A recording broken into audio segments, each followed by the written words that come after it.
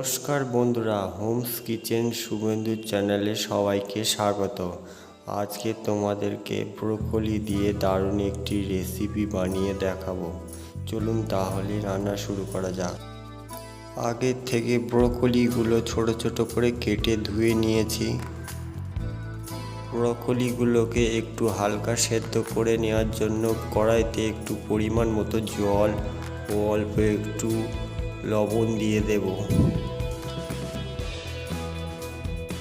তারপরে কেটে রাখা ব্রোকলিটাকে জলের মতো দিয়ে হালকা ভাপিয়ে নেব।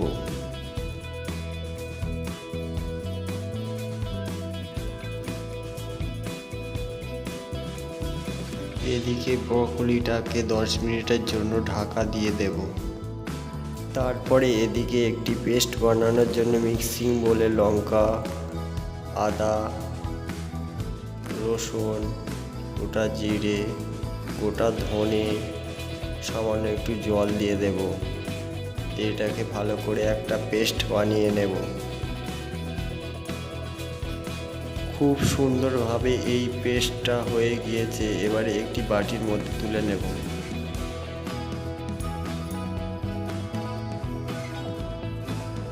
ফের মিক্সিতে পেস্ট বানানোর জন্য পরিমাণ মতো পেঁয়াজ, পরিমাণ মতো টমেটো দিয়ে একটা ভালোভাবে পেস্ট বানিয়ে নেব।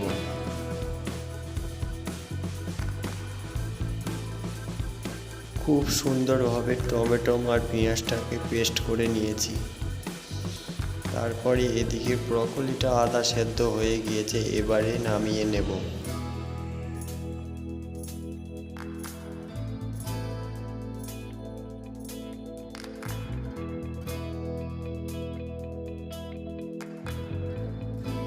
এদিকে কড়াইতে পরিমাণ মতো সর্ষের তেল দিয়ে দেব। এদিকে তেল গরম হয়ে গিয়েছে, আলুগুলো ডুবো ডুবো করে কেটে নিয়েছি, দিয়ে দেব। অল্প একটু লবণ আর অল্প একটু হলুদ দিয়ে দেব।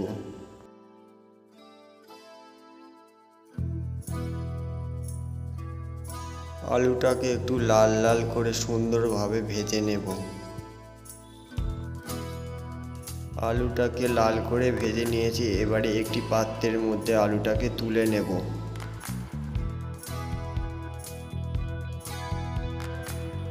তারপর কড়াইতে ওই তেলের মধ্যে 2টো তেজপাতা, 1 চামচ কালো জিরে আর পরিমাণ মতো পেঁয়াজ দিয়ে একটু ভেজে নেব। তারপরে টমেটো আর পেঁয়াজের পেস্টটাকে দিয়ে দেব। আগে থেকে বেটে রাখা আদা, রসুনের আর কাঁচা লঙ্কার পেস্টটাকেও দিয়ে দেব। ভালো করে মশলাটাকে কষিয়ে নেব যাতে কাঁচা গন্ধ না থাকে। তারপরে দেব পরিমাণ মতন হলুদ গুঁড়ো, লঙ্কার গুঁড়ো ও স্বাদ মতো লবণ দিয়ে দেব। তারপরে মশলাটাকে ভালো করে কষিয়ে নেব।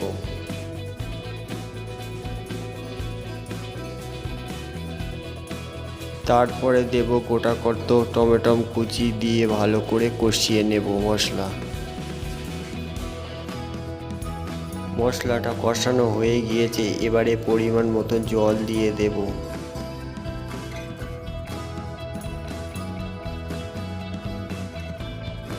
তারপরে দিয়ে দেব সিদ্ধ করে রাখা ব্রোকলি আর ভেজে রাখা আলু দিয়ে দেব একসঙ্গে।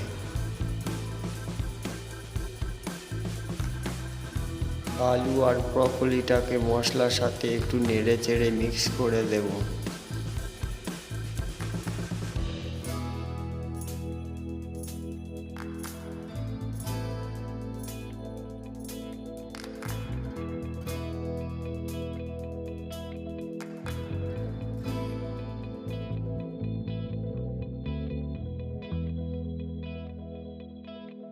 স্বাদের জন্য অল্প একটুখানি মতন চিনি দিয়ে দেব।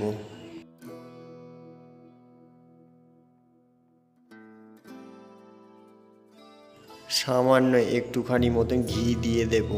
ব্রোকলি রান্না হয়ে গিয়েছে, এবারে একটি পাত্রের মধ্যে নামিয়ে নেব। নমস্কার বন্ধুরা, ব্রোকলির এই রেসিপিটি আপনারা এইভাবে বানিয়ে একবার ট্রাই করে দেখতে পারেন বন্ধুরা। এটি গরম গরম ভাত বা রুটি দিয়ে খেতে খুবই ভালো লাগবে। নমস্কার বন্ধুরা, এই রেসিপিটি ভালো লাগলে লাইক, কমেন্ট, সাবস্ক্রাইব আর বেশি বেশি করে শেয়ার করবেন। আর হোমস কিচেন সুগন্ধু চ্যানেলটির পাশে থাকবে বন্ধুরা। ধন্যবাদ।